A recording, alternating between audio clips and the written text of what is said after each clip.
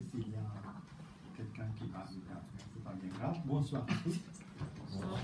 Merci d'être venu pour cette deuxième rencontre.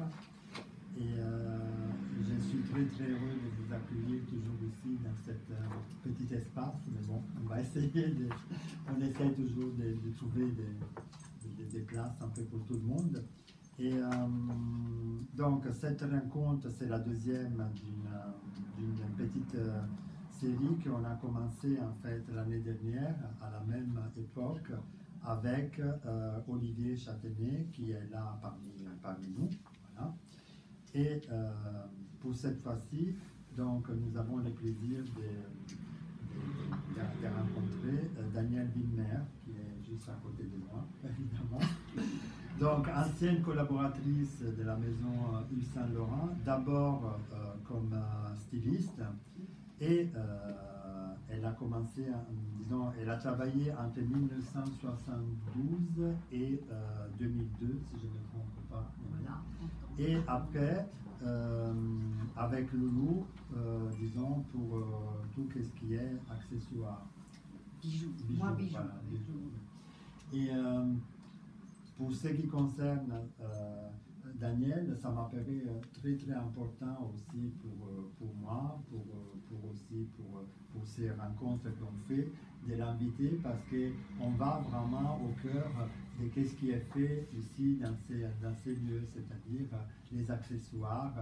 Ça peut être des bijoux, ça peut être des sacs, quelquefois des chaussures, voilà. Avec Olivier, on avait commencé. Les gars. On avait commencé par les vêtements et par Yves Saint Laurent rive gauche parce qu'on a fêté aussi les 60 ans à cette époque-là, l'année dernière, au mois d'avril. Et donc, il a parlé d'une façon très passionnement, si on peut dire, de la rive gauche, de ses collections, de sa passion, son histoire. Et la rencontre avec Daniel, elle est vraiment à la suite de tout cela. Voilà. Est-ce que vous avez quelque chose à rajouter sur vos fonctions à la maison Saint-Laurent? Je ne suis pas rentrée styliste, je suis rentrée dessinatrice, voilà. puis assistante de studio. Ah ben oui, d'abord dessinatrice, après assistante de studio et styliste. D'accord. Et donc, on va directement aux questions. Donc, alors, 1972, je pense que c'est une année vraiment très importante pour la maison. Déjà, il y a Loulou de la Falaise qui arrive à cette époque-là, en 1972, si je ne me trompe pas. Elle m'a dit qu'elle était rentrée après moi. Je pense qu'on était... moi, j'en ai pas de souvenir. Pour moi, ça doit être... je sais pas si elle est rentrée 2 mois après moi, je ne sais pas. Moi, c'était juin 72 pour la collection qui était donc haute couture qui était présentée en juillet. Et donc, si on peut dire, voilà, vous êtes rentrés, donc, comme on vient de dire, plus ou moins en même temps, mais qu'est-ce qui s'est passé? Parce qu'en fait, je pense qu'avant, les accessoires étaient faits dans toute la production d'accessoires a été faite d'une façon un peu différente. Mais après 1972, il y a eu comme une espèce de quelque chose qui a changé. Voilà, il y a eu comme quelque chose, oui, même dans la méthode. Oui, non, mais est-ce que vous avez, quand vous êtes rentré, vous avez ressenti celle-là? Est-ce que vous avez... Parce que avant que vous racontez, je vais vous lire. Mais comme on est pratiquement simultané, je ne peux pas tellement dire avant comment c'était. J'imagine, Françoise, que c'était Marie-Thérèse qui s'en occupait. Moi, je crois. Hein, et c'était pas Yves Saint Laurent directement? Mais je crois que c'était lui, mais il fallait bien que quelqu'un le suive. Ah oui. Fasse le relais. Parce qu'à l'époque, tout devait être beaucoup plus simple. C'était rue Spontini, c'était une très petite maison. Il n'y avait même pas une salle de rendez-vous. Tous les rendez-vous étaient faits sur... on montait l'escalier, il y avait une rotonde et il y avait une petite table ronde avec 2 ou 3 chaises, mais les rendez-vous pour quiconque se faisaient, enfin pas moi en tout cas, j'étais dessinatrice au studio, mais se faisaient là, je veux dire que ce soit Monsieur Alm, Monsieur Félix, les impairs, Monsieur Marty, les belles robes plissées en crêpe. Alors, Monsieur Marty, un jour on est sorti déjeuner et il dormait, je l'avais oublié. Je l'avais oublié sur la table ronde. Et donc, mais en fait, moi, je n'ai pas suivi. Il y avait Madame Denez, Madame Perral, mais moi, je n'avais même, visuellement, je n'avais même pas d'accès pour le voir, parce qu'en plus, le studio était complètement fermé. C'était un studio avec des portes capitonnées, avec sonnettes, et les portes toujours fermées. Donc, ça, c'est clair qu'on ne voyait pas ce qui se passait. On ne pouvait pas dire qu'on pouvait suivre un rendez-vous quelconque sur cette rotonde. Je n'y avais pas accès. Moi, j'imagine que c'est Marie-Thérèse qui faisait le relais. Marie-Thérèse était la personne qui était la plus ancienne au studio, elle était rentrée au Jean Rougeau. Donc, moi, je pense que c'est elle qui faisait le relais. Maintenant, je me trompe peut-être. Je vais lire. Jean-Louis s'occupait des boutons, mais je suis pas sûre que M. Saint-Laurent avait rendez-vous lui-même directement avec Mme Denez et Mme Perral. Donc, il fallait bien que la seule personne pouvant faire le relais, à mon avis, était Marie-Thérèse. Oui, sûrement. Je vais lire juste pour j'ai lu ces livres que tout le monde, plus ou moins dans les milieux connaît, Loulou et X de Christopher Petranas. Voilà. Oh là là. Oui, je sais que c'est un livre. Voilà, merci. Voilà. Je voulais te poser la question. On peut mettre tous les jugements qu'on veut. Voilà, je vais vous le présenter comme ça. Mais c'est un livre qui a fait beaucoup parler. Voilà. Et après, chacun a fait son jugement par rapport au contenu, par rapport à les personnes interviewées, etc. etc. Moi, je ne suis pas là pour dire qu'est-ce qui est bien, qu'est-ce qui n'est pas bien, mais il y a quand même au moment il y a un chapitre qui est consacré aux bijoux de fantaisie, comme c'est écrit dans ces livres, et il y a à un certain moment Loulou qui parle. Et donc, par rapport à ce qu'elle dit, que je vais vous lire, après, on va en parler avec Daniel. Enfin, c'est lui qui rapporte. Non, c'est Loulou, apparemment. Voilà, il y a une proposition de Loulou qui est rapportée dans les livres qui dit, je vais vous la lire. Les accessoires existaient à peine quand j'ai commencé. C'est Loulou qui parle, apparemment. Yves avait d'habitude de dessiner les bijoux lui-même. 3 petits points. Petit à petit, j'ai pris les dessus. J'ai inventé des choses pour lui faire plaisir en élargissant un thème. Mais ces dernières années, les accessoires sont devenus un véritable business avec leur propre boutique sous le faubourg Saint-Honoré. Les principaux intérêts de ces bijoux est leur créativité, pas leur valeur commerciale. Chanel a été les premiers entre les deux guerres à mélanger les vrais et les faux. Elle croyait qu'une femme ne devait pas rassembler un coffre-fort. Ils étaient souvent vendus en solde à la fin de chaque défilé. J'aime les termes français bijoux de fantaisie, mais c'est pour ça que j'ai dit, voilà. Non, mais c'est la tête de François. Plus que l'anglais, costume jewelry, qui sonne très lourd, comme Sarah Bernard montée sur les plans. Attendez, répétez-moi. Ils étaient souvent vendus. Voilà, ils étaient vendus en solde à la fin de chaque défilé. Mais non, moi, je vous lis, après je mets aucun jugement, mais c'est alors, juste c'est simple. Voilà, c'est juste pour... Alors, il y avait... Ça m'a fait rire aussi, hein, voilà. Oui, non, c'est dites-nous un peu... alors, il y avait la rive gauche, il y avait la couture. Je voudrais bien que Loulou m'explique dans ce cas-là comment les bijoux arrivaient dans les 2 boutiques couture s'ils étaient soldés après le défilé. Non. C'est bien de alors, mettre aussi en des haute choses couture, c'est très clair. Une fois qu'on avait terminé les accessorisations tard le soir, surtout les dernières années, puisqu'on avait donc la boutique du Faubourg Saint-Honoré et la boutique de l'ami Marceau, les deux voulaient absolument des bijoux et les deux regarder ce qu'ils allaient pouvoir avoir ou pas. Moi, j'étais obligée, la baronne Hélène de Digozen, directrice Avenue Marceau, me dit commencer dans la journée, je vous préviens, je veux ça, je veux ça, je veux ça, je veux ça, si bien qu'à la fin, j'en cachais pour en laisser pour le 32 Faubourg. Et donc, dès qu'on avait fini l'accessorisation, au moment même où ça se terminait, chacun venait et prenait, il y avait Abbé Fenwick, il y avait Hélène de Ludwigsen, et il y avait moi coincée entre les deux, et elle se disait je veux ça, je veux ça, je veux ça, je veux ça, il se faisait le partage pour les boutiques et c'était pas soldé du tout.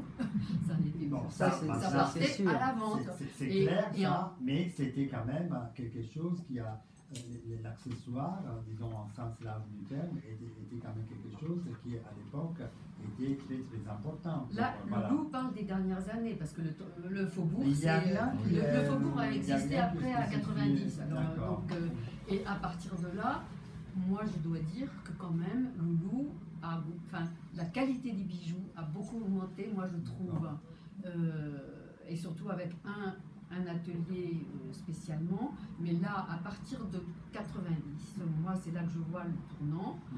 À chaque fois, Loulou a quand même été vers des pierres de plus en plus précieuses, semi-précieuses. C'était beaucoup plus d'améthyste, de citrine, de corail, de turquoise, enfin des matériaux de bois précieux dorés à la feuille d'or, enfin vers des choses de plus en plus sophistiquées. Et notamment parce qu'il y avait la boutique du 32 et je vous assure que c'était pas soldé du tout. Et j'aime beaucoup, de toute façon, vous avez dit que je vous couperai souvent, mais comment c'était la naissance? C'est-à-dire, est-ce qu'il y avait Loulou dessiné, vous dessinez quelque chose, vous le présentez, pour la création, voilà, vous le présentez à Messieurs Saint-Laurent, il disait oui, ou alors il apportait des modifications, et après vous mettez à chercher les fournisseurs, les pierres, non, les la fournisseurs, passementerie, les métals, alors voilà, ça se etc. passe, on a un certain nombre d'ateliers avec qui on travaille tout à fait régulièrement, parce que ceux qui étaient réguliers, jamais on a lâché un pour une collection, jamais il y en a un, on dit, enfin dans ceux qui étaient habituels, jamais on a dit celui-ci on ne travaille pas avec lui, on n'en a pas besoin, même si un jour on avait moins besoin de ceci ou de cela. Ceux avec qui on travaillait, on n'a jamais passé une collection. C'était parce que c'était aussi pour eux une chose établie. C'était leur gagne-pain, il fallait aussi que... On ne pouvait pas tout d'un coup les laisser tomber. Oui, Voilà. mais vous avez Donc, quand même des fournisseurs spécifiques. Alors il y en a d'autres qui se greffaient. Alors il y en a d'autres qui se greffaient. Loulou aimait bien quand même quand des gens se présentaient, surtout avant 90. Et là, moi en total, j'ai compté d'ateliers que de mémoire, dont je me souvienne de mémoire, j'en ai quand même compté 31.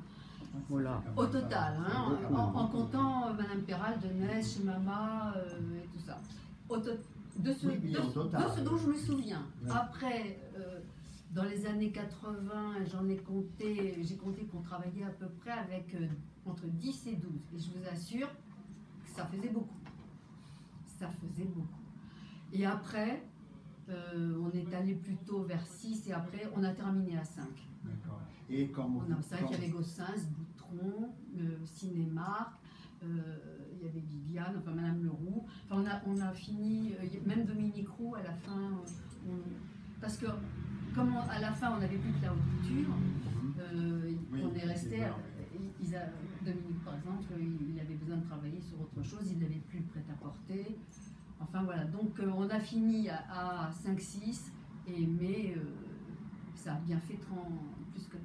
Quoi. Mais est-ce qu'il y avait par exemple une différence entre un bijou qui était destiné à Yves Saint-Laurent rive gauche et un bijou de la même époque qui était destiné à l'autre couture? Est-ce qu'il y avait une différence des productions? Oui, Est-ce qu'il y avait des matières, des productions, il y avait des choses qui changeaient quand même, c'était pas les mêmes bijoux, par exemple. Ça dépend, par exemple, s'il y avait des choses très délicates à faire, par exemple, je dis Michel Bachet, quand elle a fait, par exemple, les papillons qui étaient en poterie, avec des grandes boules de verre soufflé, comme Loulou voulait à tout prix, et que Michel ne voulait pratiquement pas faire, tellement c'était compliqué. Bon, on ne peut pas faire ça en rive gauche parce que ça casse, elle n'y arrivait pas, enfin ça dépendait, et puis ça dépendait aussi, là, on n'emploie pas les mêmes choses en haute couture qui peut être que un exemplaire. Ils sont presque des pièces uniques voilà, à la fin.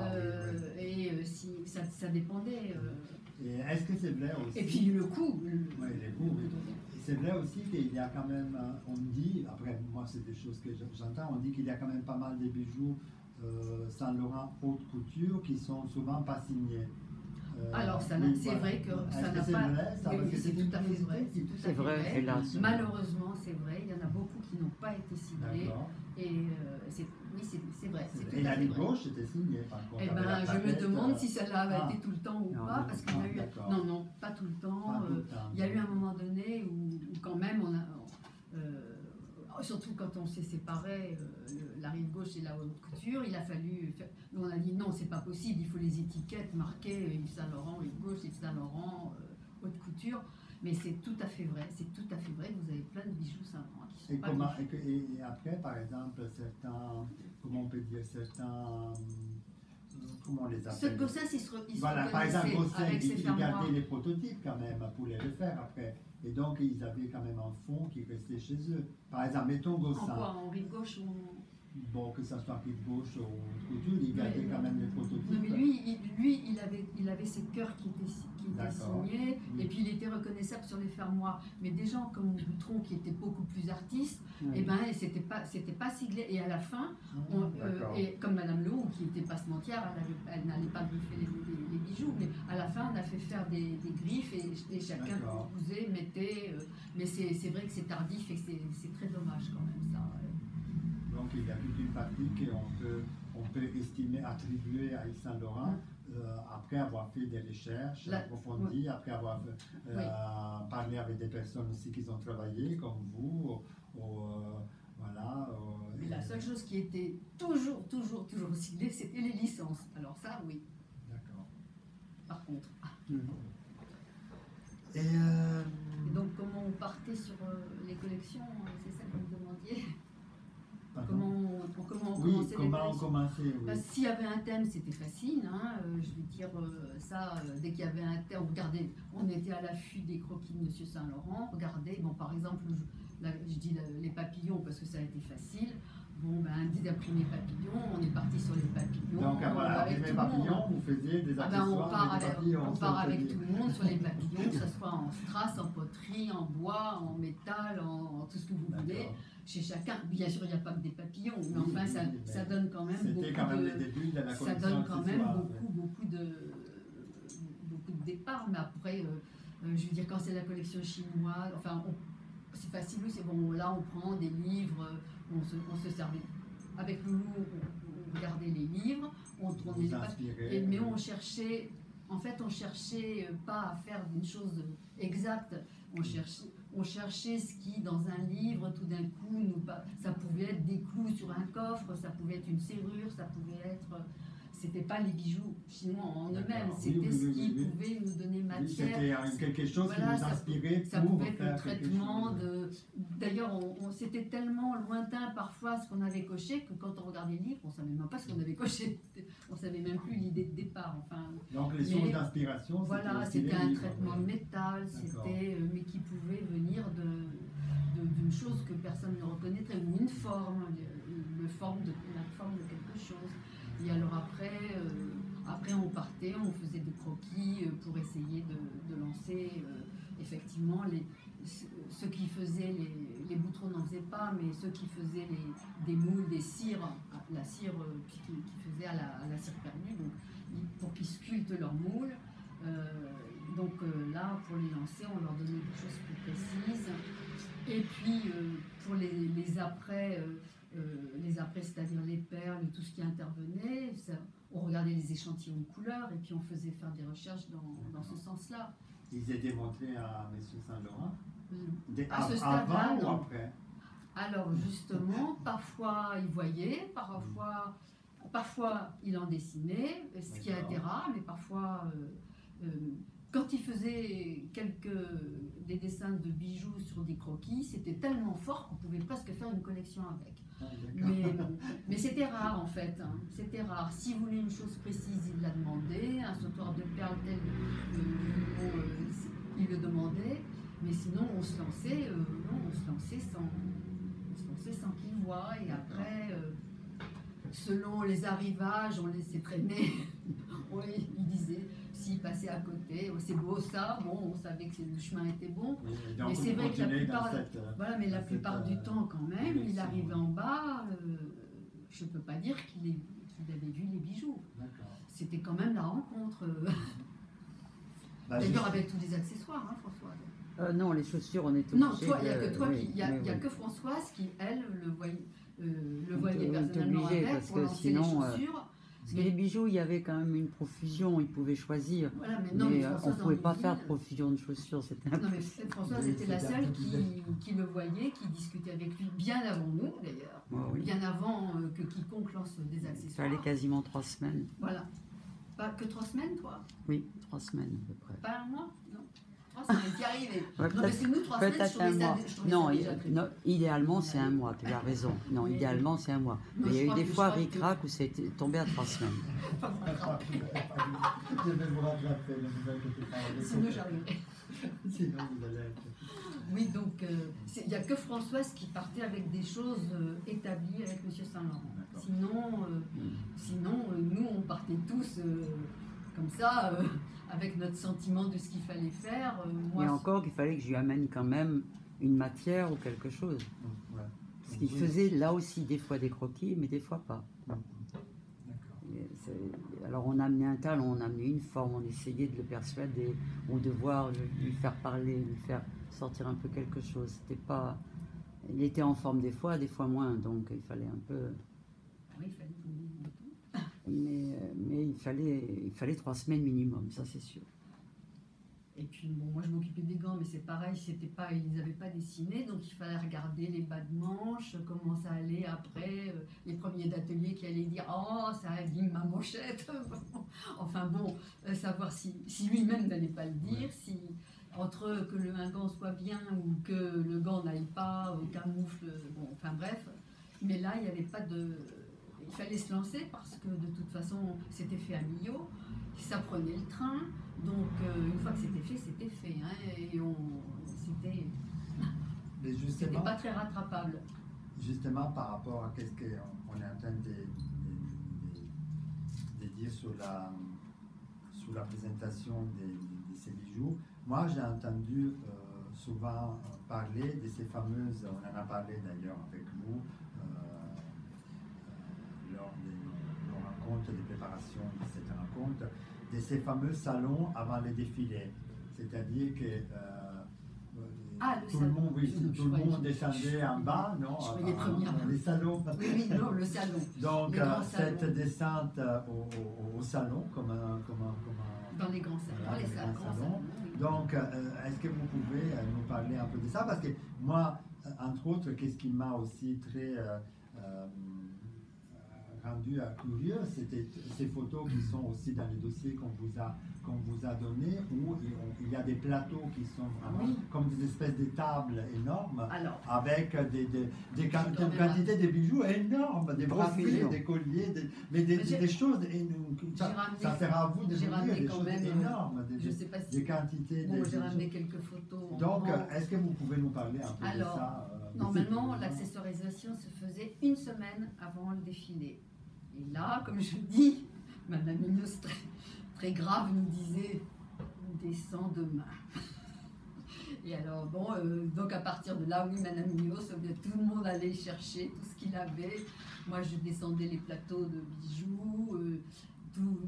On tendait des... Il y avait d'abord des grandes tables à tréteaux, couvertes de toile, de coton écru.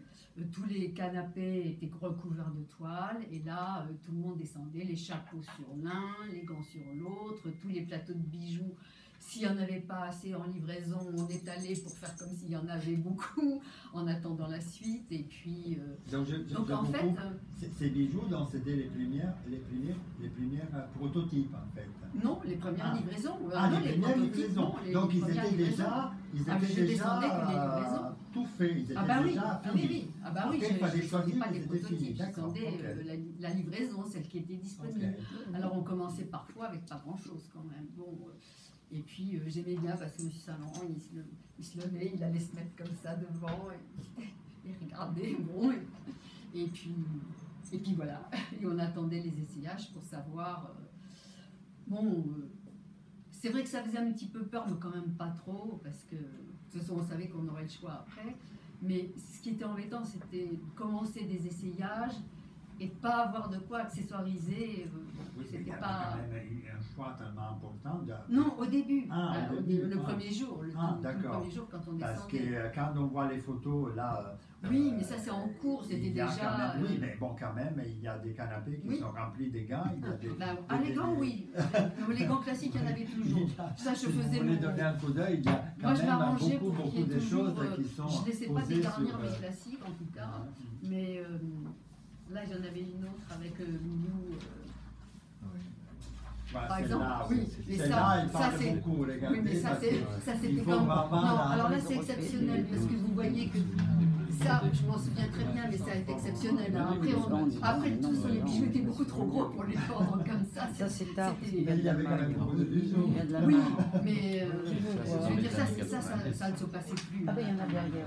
On avait vraiment des plateaux très bien dressés. Non mais de toute façon les bijoux étaient beaucoup trop lourds pour qu'on finisse à les mettre comme ça pendus avec une épingle. C'était exceptionnel quand même. C'était... et à la fin, c'est vrai qu'il y avait beaucoup. Mais on était livrés jusque mardi dans la nuit. Entre mardi à minuit, on en recevait encore. Des très beaux parfois, des très très beaux. Alors, on préparait une boîte qui partait au défilé. Donc on mettait les très belles pièces qui étaient arrivées dans la nuit, que M. Saint-Laurent n'avait pas vues. Et donc au défilé, lui, il avait toujours, il était à côté, et puis on changeait dernière minute s'il y avait mieux à faire, ou s'il y avait une casse, ou s'il y avait...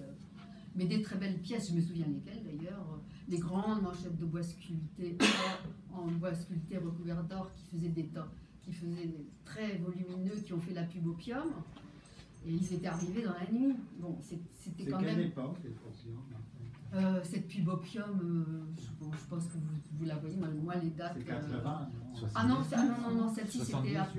Non, celle-ci c'est après, parce que l'atelier on a commencé en 89 avec eux, donc c'était plutôt 80... Le lancement d'Opium. Là c'était pas le lancement, c'était... C'est la pub. Donc la pub est forcément après. C'était plutôt 93, 14 par là.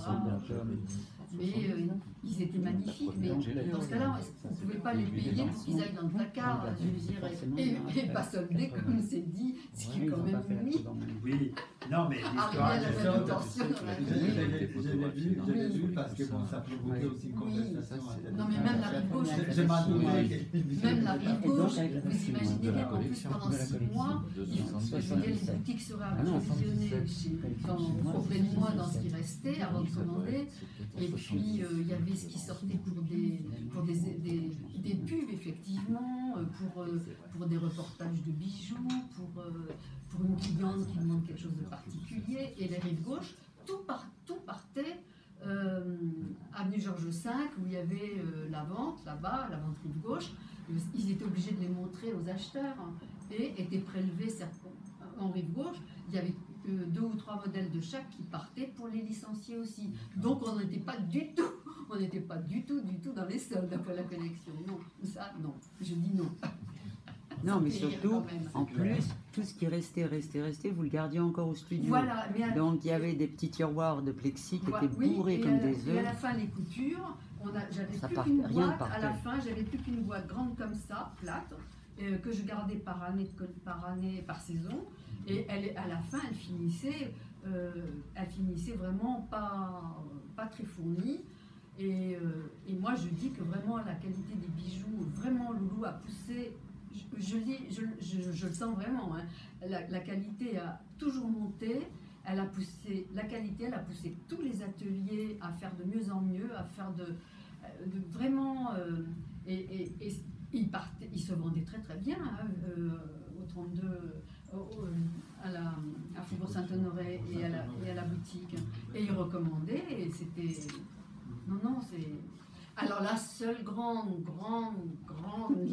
les grandes soldes qui ont existé, c'est quand on a fermé naturellement. Alors là, il y a eu tout ce qui restait au 32 et à Marceau. Bon, ça, effectivement, là, il y a eu, mais c'était une fois. Et sinon, en rive gauche, les soldes étaient organisés à la fin, c'est-à-dire 6 mois après, par Madame de Neuville, par toute l'équipe de Rive Gauche, parce que vous imaginez bien qu'ils donnaient des bijoux pour les reportages photos dans les journaux, donc tout ça, c'est pas possible.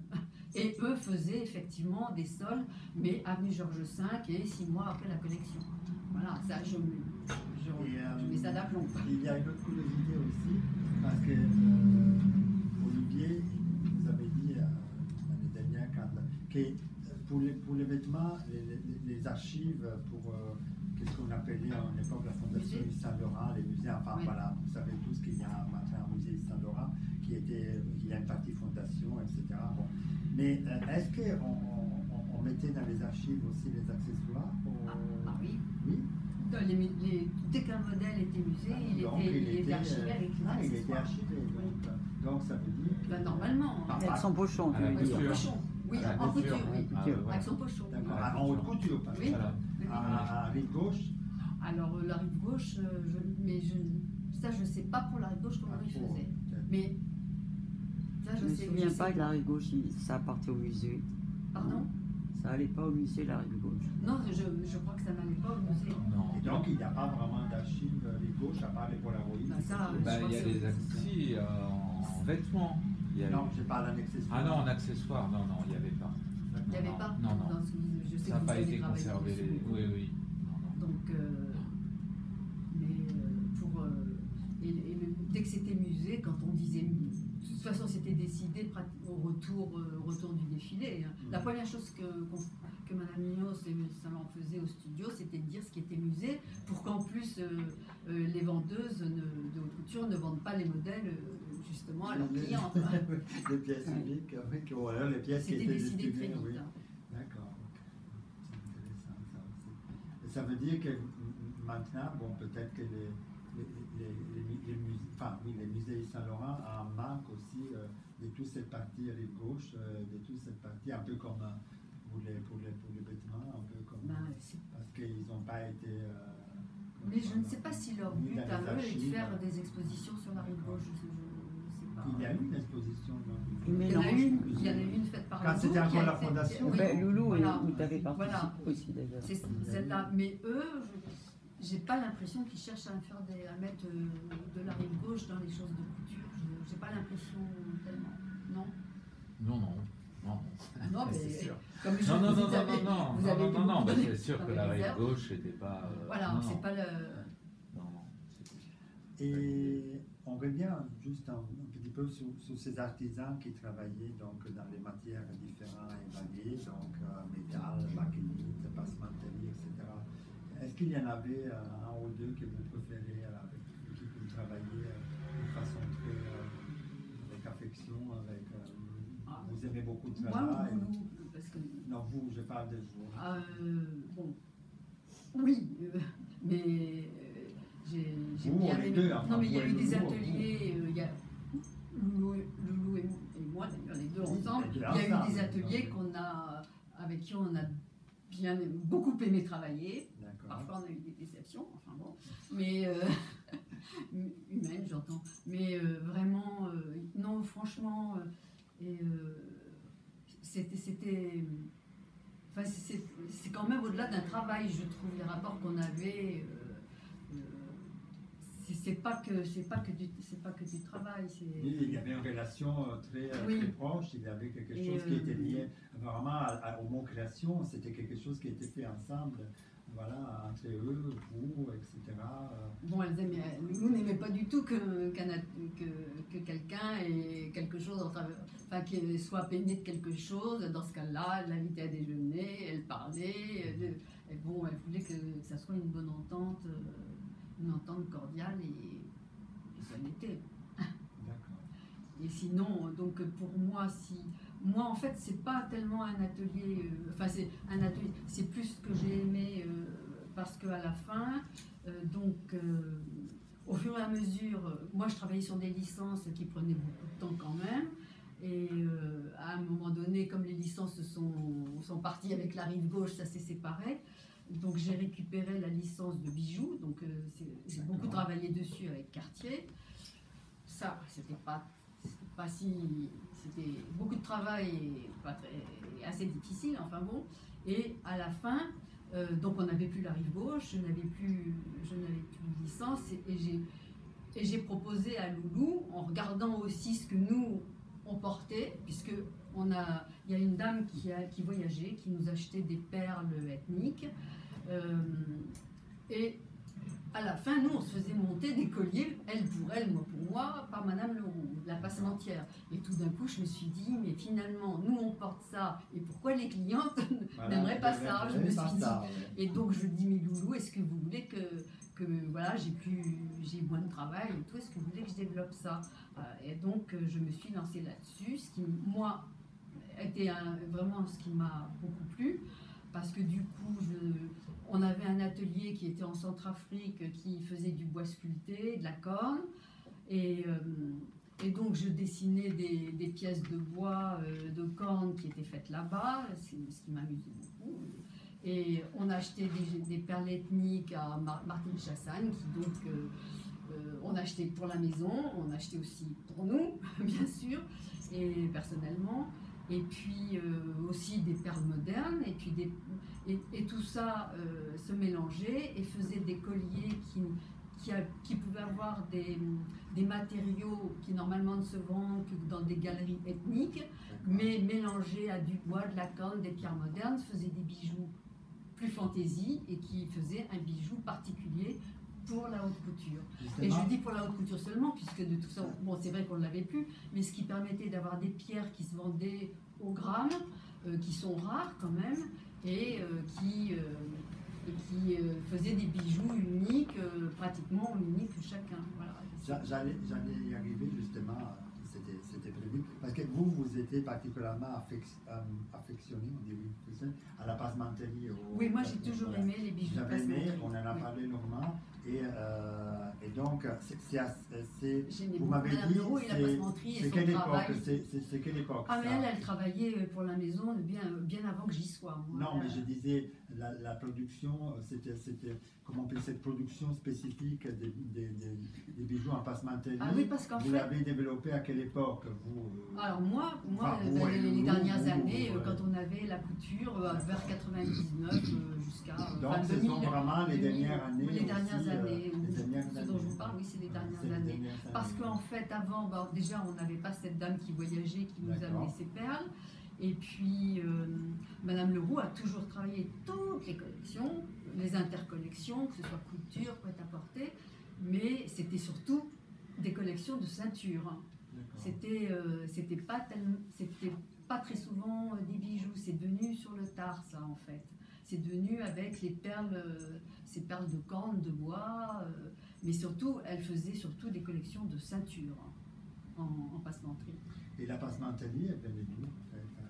Ah ben c'est elle qui commandait ses fils et elle confectionnait ses cordons elle-même, elle faisait ses boules de passementerie, tout, elle avait un rouet, donc c'est elle qui faisait tout et c'était vraiment, elle était exceptionnelle. Donc ces pièces-là dont vous nous avez amené quelques pièces là pour montrer. Alors, ce sont des pièces qui étaient destinées surtout, si j'ai bien compris, à la haute couture. Oui. Alors, à la haute couture, ce que je vous ai amené, oui. Mais avant... Mais est-ce qu'il y avait aussi... Parce que par exemple, ça existait là, quand même avant. Il y a une pièce des passementeries. Ça, c'était la rive gauche. Voilà, qui est quand même signée avec la plaquette, oui. Et c'est rive gauche. Donc, ça veut dire qu'il y avait des pièces en passementerie, par exemple, vu qu'on a la passementerie qui était fabriquée aussi pour la rive gauche. Ah, ben, bien sûr. En production, un peu plus de masse, voilà. Ah, mais c'était surtout des ceintures. Mais là, c'est une cravate, mais si vous voulez une cravate, bon voilà, elle a existé. Mais il y avait moins de colliers de passementerie, c'était surtout les ceintures. Il y avait des sacs de passementerie, mais ce n'était pas fait par Madame Leroux, c'était fait par Madame Perrin. C'est pas le même atelier. Le petit sac qui est très connu. Avec Leroux, elle a fait des choses pour Renault, pour les sacs. Ah oui, oui. Mais non, mais ça, elle travaillait énormément. Ah, mais Madame Leroux ne travaillait pas pour nous, hein. Ça c'est sûr, elle travaillait pour d'autres. Mais il travaillait avec Monique. travaillait pas Avec Monique, tu as raison. Il Oui. travaillait avec sa sœur. Oui, oui. Donc Il ça se veut dire, dispatchait. ça veut dire qu'en passementerie, il y avait donc aussi des sacs.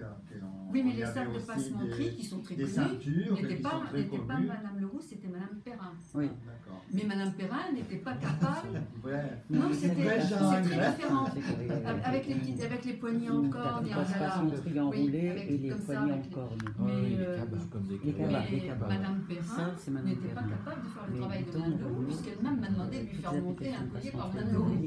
C'est un travail qui n'est pas du tout le même. C'est pas du tout le même. Madame Perrin, c'est plutôt des soutaches qui sont cousues ensemble. Une curiosité, avant que vous présentez vos merveilles, est-ce que ça se vendait bien à cette Ah, époque ça se vendait très bien. les sacs en passementerie Ah, et les ceintures, ça se vendait Mais bien alors, parce que il y c'était a eu quand même des- un peu particulier. Oui, quand mais même. alors il y a eu des C'était pas quand même, saisons. on était C'est ce que je habitué vous à des disais tout ceintures à l'heure. en Il y avait cuir, des, il y avait en des saisons passementerie. où on aurait pu très bien se passer de faire des ceintures de passementerie qui en fait, si la collection était très moderne, on n'avait pas obligatoirement besoin de ceintures de passementerie. Mais on faisait quand même, jamais on n'aurait passé une collection D'accord. sans Madame Leroux, ça c'est jamais. En fait, c'est une fidélité réciproque en fait. Voilà. Et ils étaient associés à des modèles bien particuliers ou chacun les mettait comme il les voulait Ah avec bah des c'est M. chemises Saint-Laurent avec- Ah, c'est bah, M. rien Saint-Laurent. n'arrivait sur le podium D'accord. sans que M. Non, Saint-Laurent non, mais ait vu. C'était nous proposer, ou Oui. M. Saint-Laurent demandait, et souvent, souvent moi j'aimais bien, il était là, il regardait, et puis tout d'un coup, il disait pas un mot. Puis après il allait s'asseoir, mais il sortait, il dit vous avez un collier. J'ai dit alors bon, il disait ce qu'il avait vu.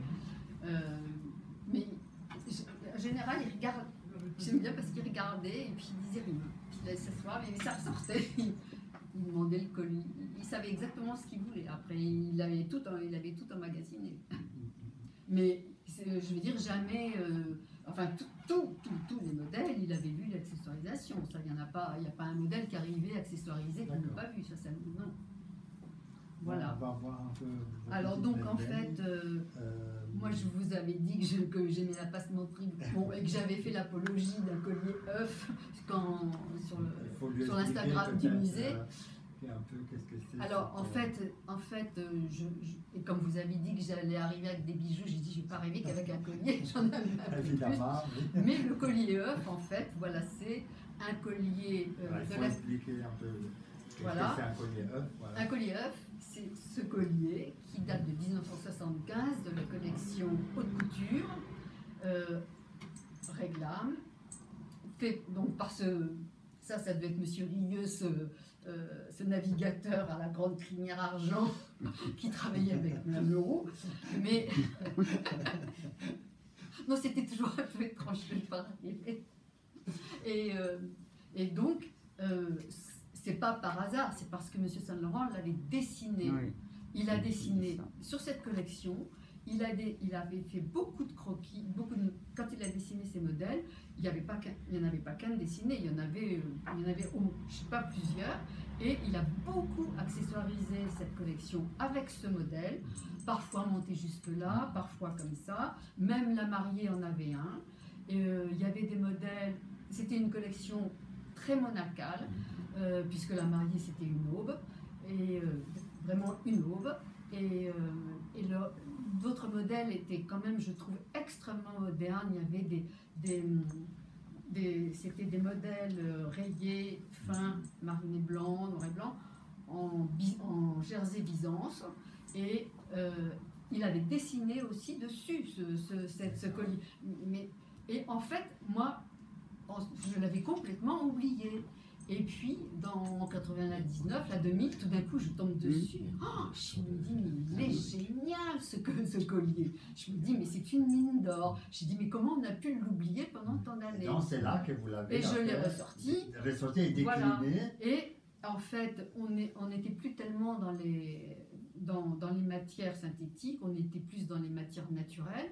Et c'est là que j'ai demandé donc à cet atelier qui était en Centrafrique, qui faisait la corne de zébu. Là-bas, il mange le zébu et elle sculptait la corne. Donc, elle était exceptionnelle. Et donc, on a remplacé par de la corne naturelle, corne teintée, par du bois.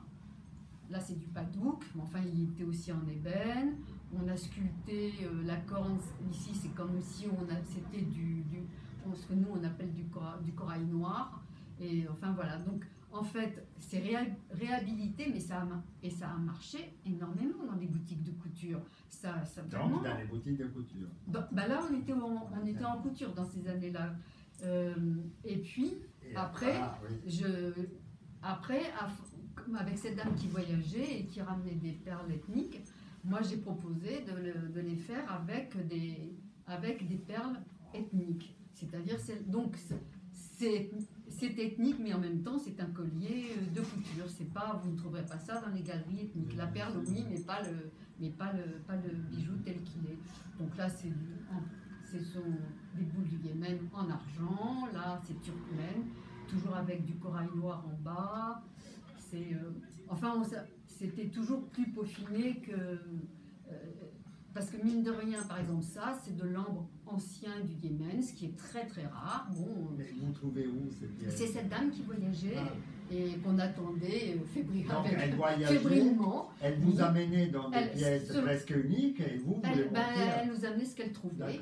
Et nous, après, on cherchait ce qu'on allait faire avec. Et qui les montait alors? Madame Leroux. D'accord, elle les montait et elle faisait les colliers. Voilà, donc là, c'est quand même de l'ambre ancien du Yémen qui est très rare à trouver, avec du corail en bas, donc je trouve que c'est quand même très raffiné. Tout ça, c'était au gramme, parce que il fallait peser, regarder le prix. Là, c'est en corail ancien du Tibet, c'est quand même des... Moi, j'ai la plus petite, les clientes ont eu le plus gros. Avec là du corail noir. Là, c'est un coquillage ancien Naga aussi qui est très rare. C'est une passion, Daniel. Ah oui, je suis passionnée. C'est une passion. Non, c'est horrible. Voilà. J'avoue, c'est horrible. Parce bien, on a un bon aperçu de cette collection-là. Ce qui est horrible, c'est que dans ces années-là, c'était passionnant de l'acheter. Puis la dame, Madame Chassagne, qui faisait ses voyages, elle m'a complètement initiée à tout ça. J'ai vraiment adoré. Mais après, quand on est enfermé, mais la passion, elle est restée. Les achats ont continué. Là, ça a été terrible. C'est là que ça a été terrible. C'est un peu de folie. Mais oui, mais qu'est-ce que c'est? Pourquoi expliquez-moi, pourquoi là il y a un cœur au milieu de toute cette magnifique composition? Pourquoi il y a un cœur? Alors celui-ci devait être, il est plus ancien, il devait être rive gauche. Et il n'est pas un cœur, pourquoi? Parce que le cœur c'est Saint-Laurent quand même. Oui. Ça c'était un autre atelier qu'il avait fait. Je voulais l'entendre, voilà. Ah bah oui, forcément le cœur. Voilà. Mais je crois qu'on l'avait fait pour un événement plus particulier. Donc par exemple au niveau des dames de celui-là, je me demande si on l'avait pas fait pour la Saint-Valentin. Il est plus ancien. Il est simplement plus ancien parce qu'on a fini de travailler avec la personne qui faisait du bois là pour travailler avec une autre. Voilà, parce qu'on a eu, c'est pas le même atelier. Mais ceci dit, on a fait des tas de cœurs avec l'autre atelier aussi. D'accord. Donc ça veut dire aussi que cette collection des bijoux en passementerie, elle a été utilisée sur plusieurs collections, sur plusieurs années en fait. Ah ben, on a fait comme je vous dis, la passementerie, on en a fait tout le temps. Mais là, voilà. Mais ça, bon, ça c'était vraiment, je vous dis, c'est vraiment quand même sur les années, dernières années. Sinon, on était sur les ceintures. Mais on faisait quand même les ceintures de passementerie aussi en 2000, 2001 et 2002. Voilà. Bon, alors là, donc c'est par exemple, là c'est des turquoises tibétaines anciennes et de l'ambre ancien, tout ça c'est rare. Bon. J'ai dû racheter, j'ai demandé à mes permissions à Madame Munoz de racheter des perles pour moi, pour me faire ce collier. Parce que c'est rare. Et là c'est un autre ce sont des perles aussi difficiles à trouver et qui... Il y en a eu deux, mais bon, voilà. C'est quoi ça? Ça, ce sont des perles qui étaient africaines, mais qui étaient faites à Venise, en fait. C'est des perles vénitiennes. Bon, celles-ci sont plus indiennes, celles-ci sont plus faciles à trouver, mais ça, c'est quand même très difficile à trouver. Et moi, j'aimais les galeries ne vont pas vendre des colliers comme ça, ils ne font pas ça. Donc, c'était de rendre un bijou à des perles de galeries ethniques, de les rendre bijoux de mode et plus particulièrement de haute couture. Voilà. Et vous voyagez aussi des fois pour chercher les matières, ou pour voir les artisans? Non, quand je suis allée en Centrafrique, en fait j'y ai fait la dernière collection de bois et de cornes que j'ai ramené dans mes valises. Je peux vous dire que c'était lourd, je suis passée devant le douanier comme si c'était très léger, mais c'était archi lourd. Mais j'étais allée là-bas plutôt en vacances. Et puisque c'était cet atelier de cornes et de bois qui ont travaillé les 3 dernières années, c'est une dame qui vivait en Centrafrique, en pleine brousse, à 600 km de Bangui, et elle a fait un atelier donc de sculpture de cornes et de bois, de cornes de zébu et de bois, et elle était très douée, très douée, avec des teintures exceptionnelles, et elle s'est montée un atelier, donc ils devaient être à peu près entre 30 à 40 sculpteurs chez elle, et elle les a tellement fait bosser avec nous. Moi, je trouve merveilleux que ça arrive après dans les boutiques de haute couture. Et chacun pouvait faire vivre 3 ou 4 personnes avec ce qu'il gagnait avec elle. Donc, en fait, en pleine brousse, on faisait vivre quand même 150 personnes, quelque chose comme ça. Et moi, je suis allée en vacances, mais j'ai travaillé au bord de la piscine. Et puis, j'ai travaillé avec eux là-bas et c'était très sympathique. Sauf qu'après, elle a été obligée. En Centrafrique, il y a eu quand même des tas de problèmes politiques et ils ont été obligés de rentrer. Ils ont laissé là-bas tout. Elle est partie en laissant tout. Elle a laissé les machines, les croquis, tout. Et c'est vraiment un désastre parce qu'elle n'a pas récupéré. Eux, les ouvriers ont tout gardé. Et ils sont partis au Cameroun, en général, je crois, mais ils sont partis comme si tout leur appartenait, les dessins, les perles et tout. Et moi, je dis, j'ai l'œil, je suis sûre qu'il y en a qui travaillent avec Mouniz, parce que je reconnais même nos perles qui sont exactes au croquis. Moi, j'ai l'œil là-dessus, je suis sûre. Je n'ai pas entendu. Mouniz. Ah oui. Avec Mouniz. Je vois beaucoup de choses qui sont, mais vraiment, pratiquement, qui sont... Je les reconnais, je connais leurs mains, je sais qu'il y en a qui sont là-bas. Alors, on va juste conclure avec quelque chose avant de vous laisser la parole. Si vous voulez évidemment poser des questions, c'est les bienvenus. Je viens de lire aussi, Saint Laurent a été la première maison à dépenser autant d'argent dans la production d'accessoires que pour les vêtements. Qu'est-ce que vous en pensez, c'est vrai? Ça, c'est moi qui l'ai dit. Non, je me demandais si c'était Loulou de la Falaise. Alors, non, mais parce qu'en fait, probablement j'ai dû. Vous l'avez confié à Loulou de la Falaise qui peut-être l'a dit à. Je crois que je sais pas, je le pensais. Et mais peut-être que c'est pas vrai parce que j'étais pas chez Dior, mais je crois quand même qu'on a été je pense qu'on devait être la maison qui a dépensé le plus d'argent, qui faisait le plus de bijoux. Mais j'y étais pas chez les autres. Moi je le pense, mais je serais assez d'accord avec Loulou. Et toi, Françoise, qu'est-ce que tu penses? C'est difficile à dire, mais c'est vrai qu'à un moment donné, c'était gigantesque. À un moment donné, c'était gigantesque. Je me rends pas compte avec Chanel, par exemple, qui devait avoir beaucoup aussi. Mais à un moment donné, c'est gigantesque. Moi, je crois que c'est la vérité. Je pense aussi parce qu'il y a quand même maintenant, on est en 2023, bon, tout le monde connaît l'histoire de la maison Saint Laurent, mais il y a quand même toujours une quantité de bijoux qui est quand même assez importante. Très sincèrement, il y a eu des moments où il y avait trop. Ah, d'accord. Le temps des boutons, tout ça, c'était extravagant quand même. Moi, je me souviens. Je suis en train de demander Alex. Je m'en souviens. Alors, le souvenir le plus extravagant que j'ai. Les boutons, c'est quand même les années. Je ne travaillais pas encore avec nous, mais je me souviens très bien. Il y avait un Anglais qui était venu et il tricotait. Il tricotait des poissons. Oh, les poissons!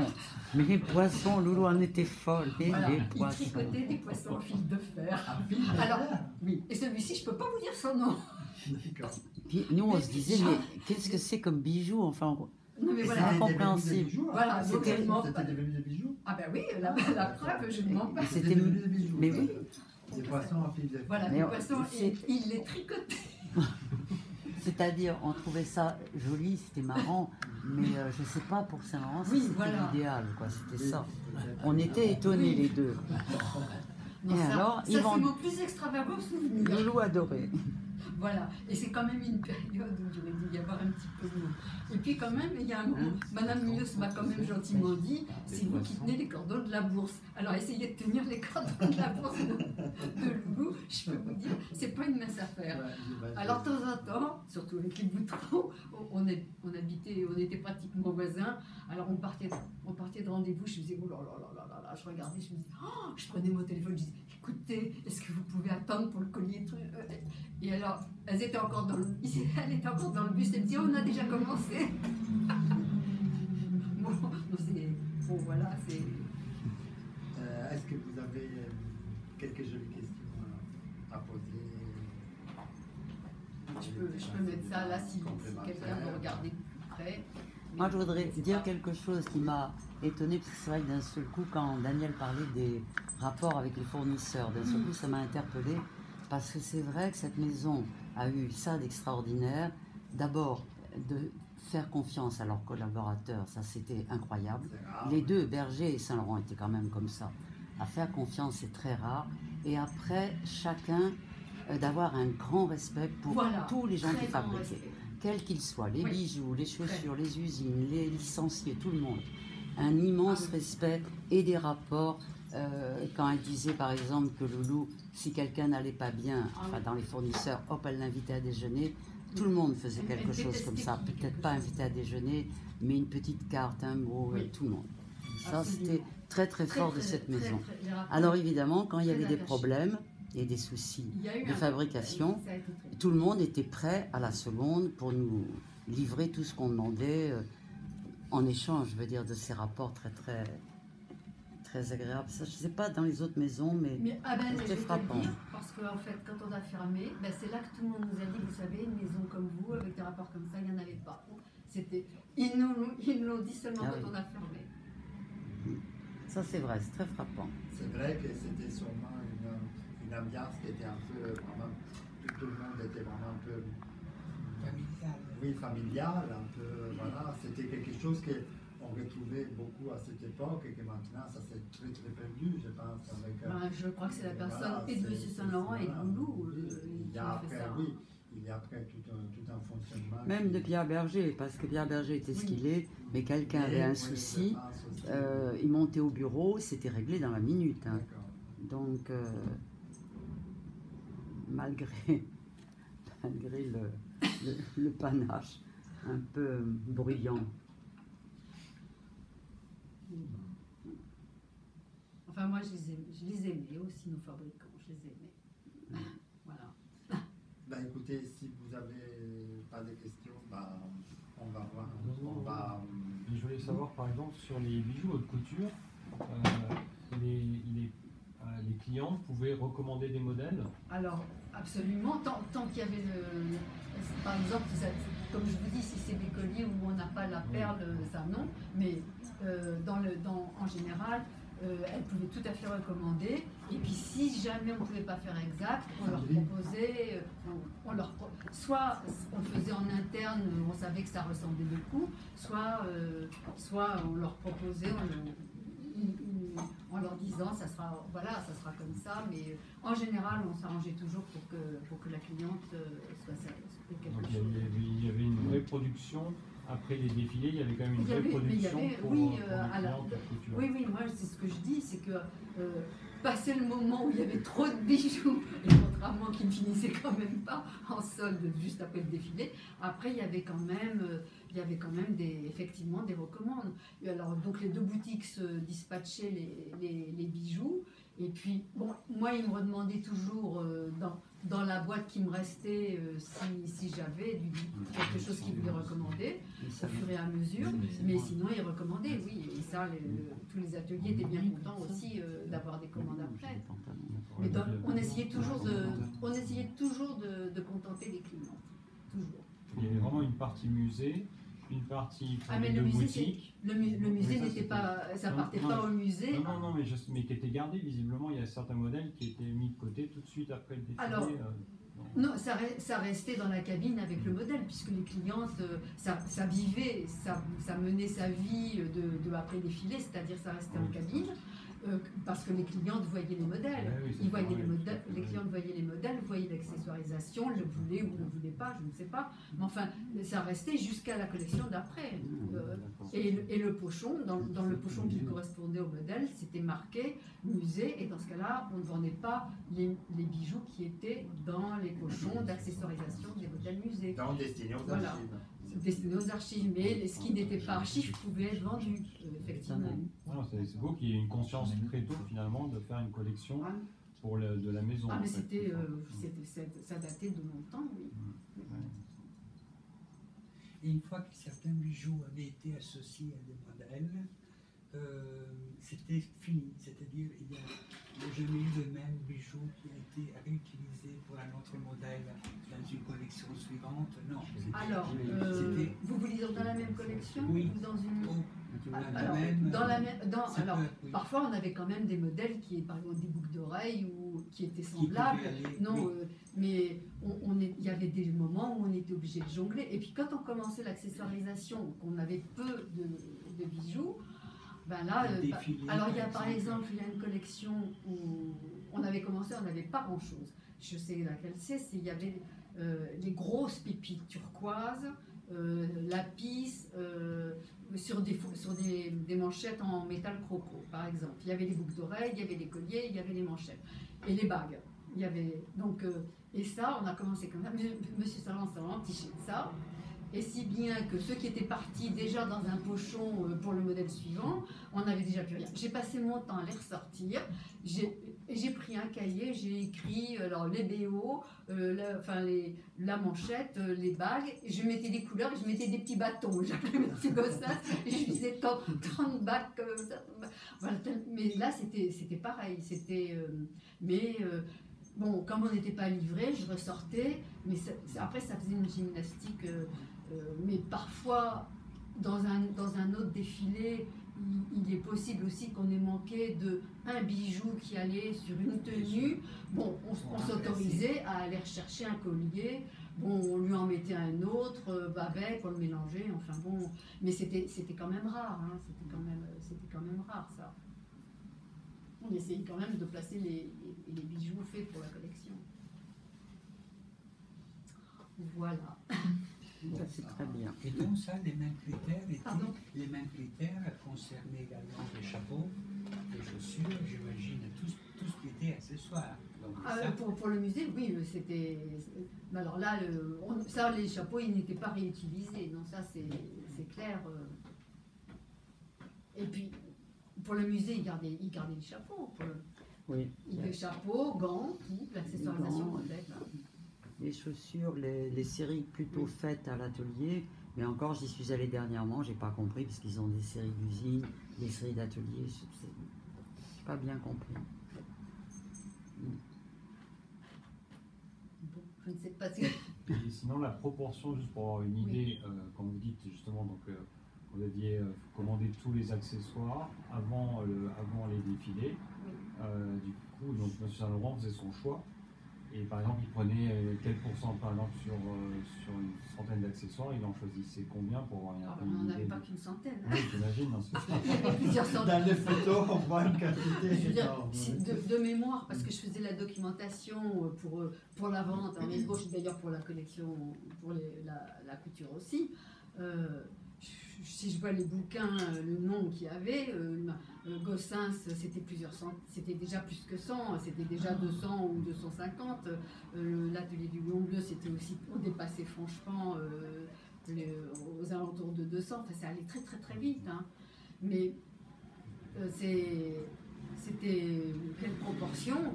C'est un modèle, il avait toujours il n'y avait qu'une paire de boucles d'oreilles.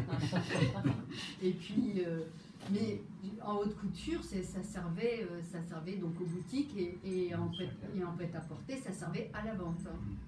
à l'avant et aux licenciés qui recevaient des modèles. Voilà. Donc tout est pratiquement été recyclé. C'est ça qui est très intelligent. Voilà. Et c'est l'avenue Georges V où était la rive gauche. Puis après, voilà.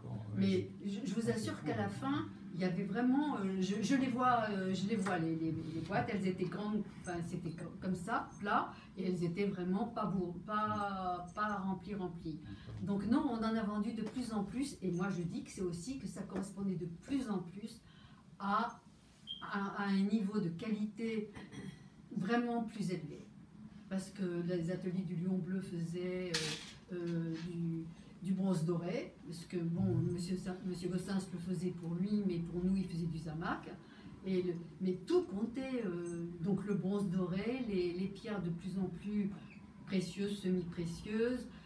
Moi je trouve que ça a vraiment, je le vois, je le sens, c'est à partir de cette époque que ça a monté. Donc de toute façon les clientes étaient là. C'était plus les poissons tricotés en fil de fer. Oui, parce que des fois on associe à la bijouterie, comme on dit en italien, des matériaux qui sont pauvres, mais en fait, comme vous m'avez dit, il y avait de plus en plus un choix de matériaux. Loulou a toujours aimé la grande fantaisie. Voilà, qu'est-ce qu'on appelle la fantaisie? Ben voilà, de toute façon, je l'avais amené, tiens, la citation de Monsieur Saint-Laurent, parce que quand même, je l'aimais bien, c'est celle-ci que je vous avais montrée. Voilà, ce que dit Monsieur Saint-Laurent. C'est elle la vraie croqueuse de diamants, car elle crée des bijoux merveilleux pour lesquels elle mêle avec talent le plastique, le mica, la verroterie et la paille, ce qui veut dire les choses très comme ça, la paille, ainsi que l'ivoire et les bois précieux, tels l'ébène, le macassar, et bon, et moi je vous dis doré à la feuille d'or, mais ce qu'elle adorait vraiment, mais sa passion reste le cristal de roche, le vermeil. Le vermeil, c'est une couche d'or sur de l'argent. Les perles, le lapis lazuli, le jade et le corail. Voilà. Oui, ça c'est. Et moi, je tiens à le dire parce que d'abord, c'est lui rendre justice, parce que ils ont été tous les colliers avec ces pierres franchement, étaient de plus en plus beaux. Et vraiment, c'est vrai. Non, c'est vrai. Quand tu voyais c'est dommage, j'aurais pu l'amener ça. Bon, mais et en fait, ils n'étaient pas soldés, donc ils n'étaient pas soldés. Cette histoire de soldés, c'est bien resté. Non, mais dans ce livre, il y a que des choses abominables. Bien parce que en plus des choses qui sont pareilles. À partir de cette citation, ça a soulevé un débat qui est intéressant. Mais oui, vous avez raison. Il y a tellement de choses qui sont écrites sur Saint-Laurent, que c'est bien aussi de lire, après d'en parler, de lire avec des personnes comme vous, ou comme Olivier aussi sympathique, ils ont vécu toute une période, qu'ils étaient à l'intérieur de la région et qu'ils ont pu... Oui, la directrice du salon haute couture, de la boutique 5 avenue Marceau, Madame Hélène de Lévy-Lausanne, j'ai vu que quand elle a été interviewée, elle avait dit « Et tout ça, c'est de la bimbeloterie ou de la verroterie. » Et moi, je vais vous dire, c'est dommage qu'Hélène ne soit pas là, parce que je vais dire « Mais écoutez, Hélène, vous n'avez pas de la pacotille autour du cou. » Quand même. Non, mais Hélène, bon, c'est tellement... Oui, non, mais parce qu'on était resté sur l'idée d'effectivement, peut-être des choses qui avaient été en trop de collections comme ça, mais dans les années, début 80.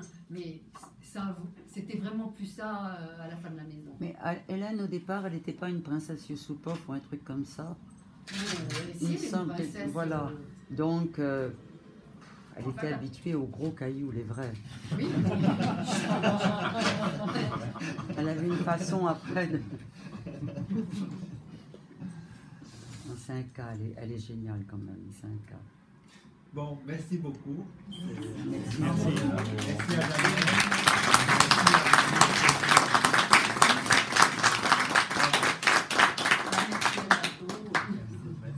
c'est important de continuer à se rencontrer, disons.